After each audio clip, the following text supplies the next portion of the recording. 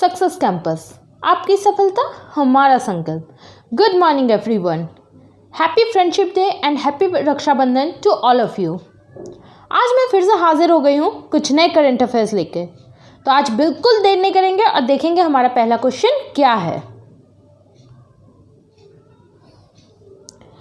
किस मंत्रालय को स्कॉच गोल्ड अवार्ड मिला है? Which ministry has received Skoch gold awards?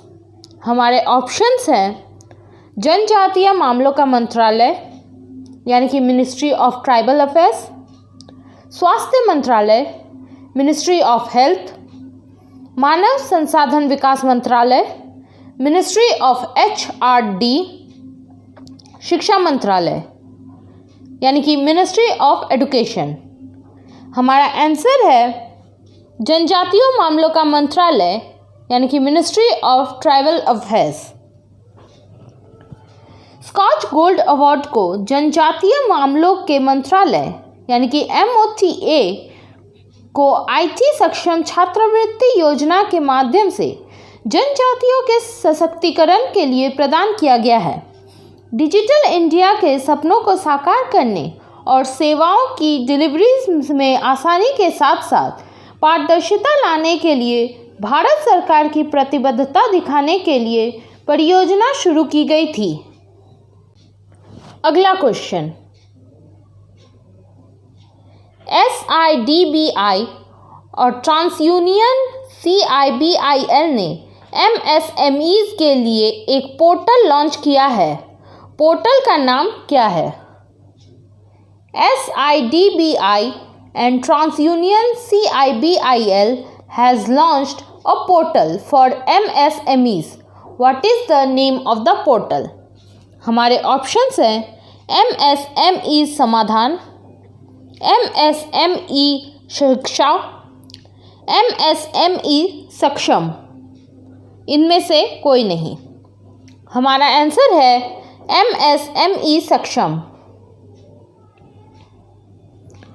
भारतीय लघु उद्योग विकास बैंक यानी कि SIDBI ने ट्रांसयूनियन CIBIL के साथ मिलकर MSME सक्षम नाम से वन स्टॉप ज्ञान पोर्टल लॉन्च किया है।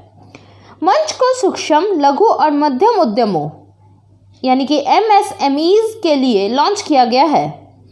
MSME सक्षम MSMEs के लिए एक व्यापक वित्तीय शिक्षा और ज्ञान मंच है और वे अपने क्रेडिट दायित्वों के प्रबंध में उनका समर्थन करेंगे। अगला क्वेश्चन, रिलायंस पावर एंड जेरा ने किस देश के बिजली संयंत्र के लिए ऋण समझौता किया है? रिलायंस पावर एंड जेरा has inked loan agreement for which countries power plant? हमारे ऑप्शंस हैं श्रीलंका, बांग्लादेश, नेपाल, भूटान। हमारा आंसर है बांग्लादेश। रिलायंस पावर और जापानी ऊर्जा प्रमुख जेरा ने बांग्लादेश में अपनी नई गैस आधारित थर्मल पावर उत्पादन परियोजना के लिए बैंकों के एक समूह के साथ एक समझौते पर हस्ताक्षर किए हैं। हस्ताक्षरित समझौता बांग्लादेश के मेघना घाट में एक नई 745 मेगावाट प्राकृतिक गैस संयुक्त चक्र बिजली परियोजना के लिए लगभग $642 मिलियन यानी कि लगभग 4,798 करोड़ रुपए का पूरा वित्त प्रदान करेगा। यह बांग्लादेश के बिजली क्षेत्रों में एक परियोजना के लिए सबसे बड़ी वित्त पोषण टाई अप में से एक है। अगला क्वेश्चन, 2021 में 7वें ब्रिक्स पर्यावरण मंत्रियों की बैठक की मेज़बानी कौन सा देश करेगा? Which country will host 7th BRICS environment ministers meeting in 2021? हमारे ऑप्शंस हैं भारत, चीन, दक्षिण अफ्रीका, ब्राज़ील। हमारा आंसर है भारत। 6वें ब्रिक्स पर्यावरण मंत्रियों की बैठक रूस की अध्यक्षता में हुई थी। Federative Republic of Brazil, Russian Federation, Bharat गणराज्य, पीपल्स रिपब्लिक ऑफ चाइना और दक्षिण अफ्रीका गणराज्य के पर्यावरण मंत्रियों ने मीट में भाग लिया था। बैठक ब्रिक्स वर्किंग ग्रुप की बैठक से पहले हुई थी। भारत 2021 में अगली बैठक की मेजबानी करेगा। अगला क्वेश्चन, आइवरी कोस्ट के प्रधानमंत्री के रूप में किसे नामित किया गया है? Who has been named as the Prime Minister of Ivory Coast? हमारे ऑप्शंस हैं अम्दोगोन कुलबिली, हमिद बकायको, अहमद कैफ, इनमें से कोई नहीं। हमारा आंसर है हमिद बकायको। आइवरी कोस्ट के रक्षा मंत्री हमिद बकायको को देश के प्रधानमंत्री के रूप में नामित किया गया है। वह वर्तमान में पूर्व प्रधानमंत्री अमादो गोन कौलिबिली की अचानक मृत्यु के बाद से देश के अंतरिम पीएम के रूप में सेवा कर रहे हैं। अगला क्वेश्चन, नीति आयोग की आकांक्षी जिलों की रैंकिंग में किस जिले ने शीर्ष स्थान प्राप्त किया है? Which district has topped NITI Aayog aspirational districts ranking? हमारे ऑप्शंस हैं जयपुर, रांची, लखनऊ, बीजापुर। हमारा आंसर है बीजापुर। छत्तीसगढ़ में बीजापुर जिले ने फरवरी 2020 से जून 2020 की अवधि के लिए सरकारी थिंक टैंक नीति आयोग द्वारा समग्र डेल्टा रैंकिंग में आकांक्षात्मक जिलों की सूची में सबसे ऊपर स्थान दिया है। री भोई जो मेघालय में है और बहराइच जो उत्तर प्रदेश को दूसरे और तीसरे स्थान पर रखा गया है। अगला क्वेश्चन, यूएई के पहले परमाणु रिएक्टर का क्या नाम है? What is the name of the UAE's first ever nuclear reactor? हमारे ऑप्शंस है बराका, यूए रिएक्टर, बरकत, इनमें से कोई नहीं। हमारा आंसर है बराका। तेल से समृद्ध खाड़ी राष्ट्र यूएई के अबू धाबी में अरब जगत के पहले परमाणु रिएक्टर बड़क्का ने काम करना शुरू किया। बड़क्का के 2017 अपना ऑपरेशन शुरू करने की उम्मीद थी। हालांकि सुरक्षा के विभिन्न मुद्दों के कारण इसमें देरी होती रही।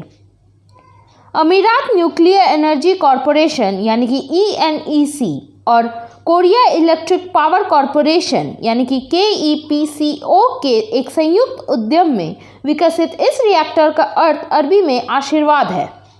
KEPCO के सहयोग से परमाणु रिएक्टर पावर प्लांट ने अपने 4 रिएक्टरों में से एक में परमाणु विखंडन की प्रक्रिया शुरू कर दी है। रिएक्टर प्लांट में ऊर्जा 1400 मेगावाट के दबाव वाले पानी के रिएक्टर द्वारा उत्पन्न की जाएगी, जिसे दक्षिण कोरिया में डिज़ाइन किया गया है, जिसे APR 1400 कहा जाता है। अगला क्वेश्चन, कौन सी कंपनी दुनिया की सबसे मूल्यवान कंपनी बन गई है? Which company has become world's most valuable company? हमारा ऑप्शन है सैमसंग, माइक्रोसॉफ्ट, एप्पल, LG। हमारा आंसर है एप्पल।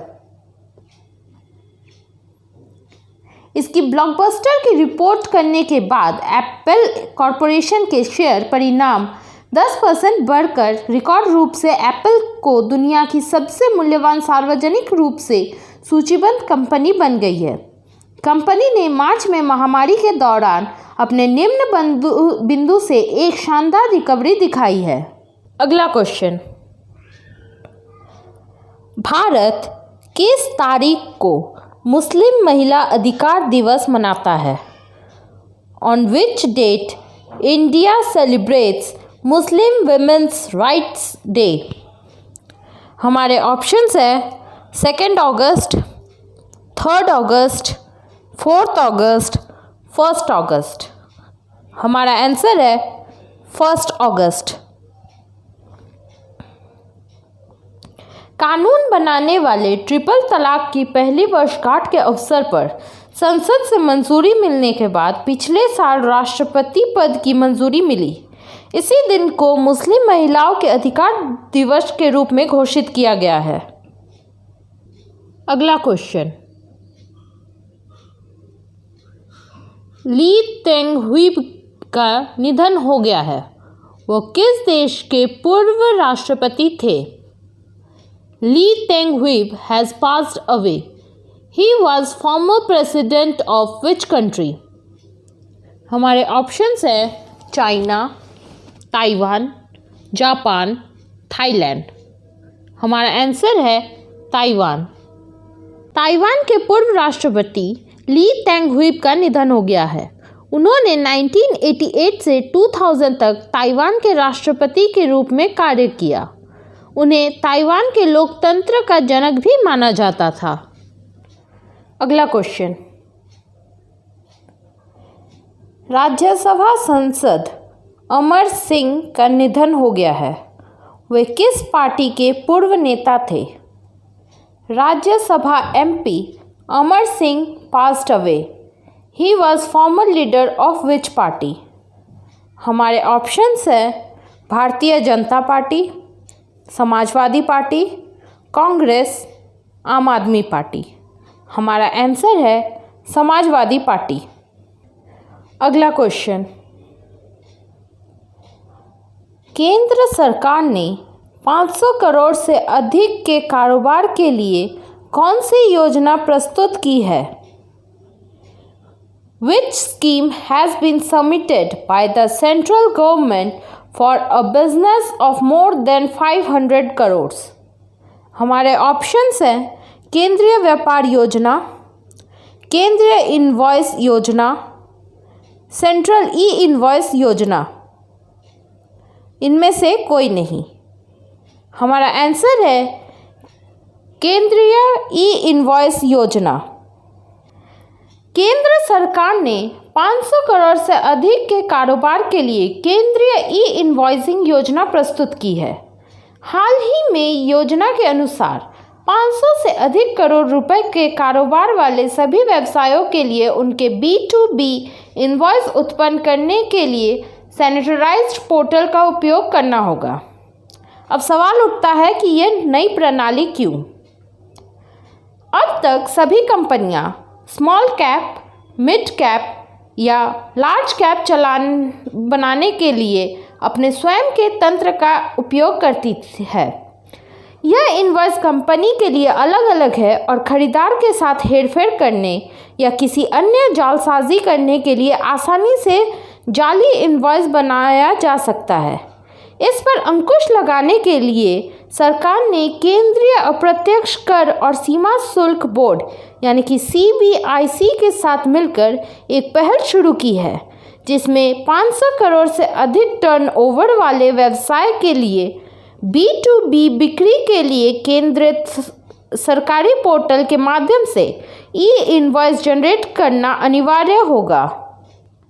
तो आज का करंट अफेयर्स यहीं समाप्त होता है। कल आप लोगों से फिर मुलाकात होगी कुछ नए करंट अफेयर्स के साथ। करंट अफेयर्स के PDF फाइल आपको हमारे वेबसाइट और टेलीग्राम चैनल पर मिल जाएंगे, जिसके लिंक नीचे डिस्क्रिप्शन में दिए गए हैं। Bye bye and enjoy your day.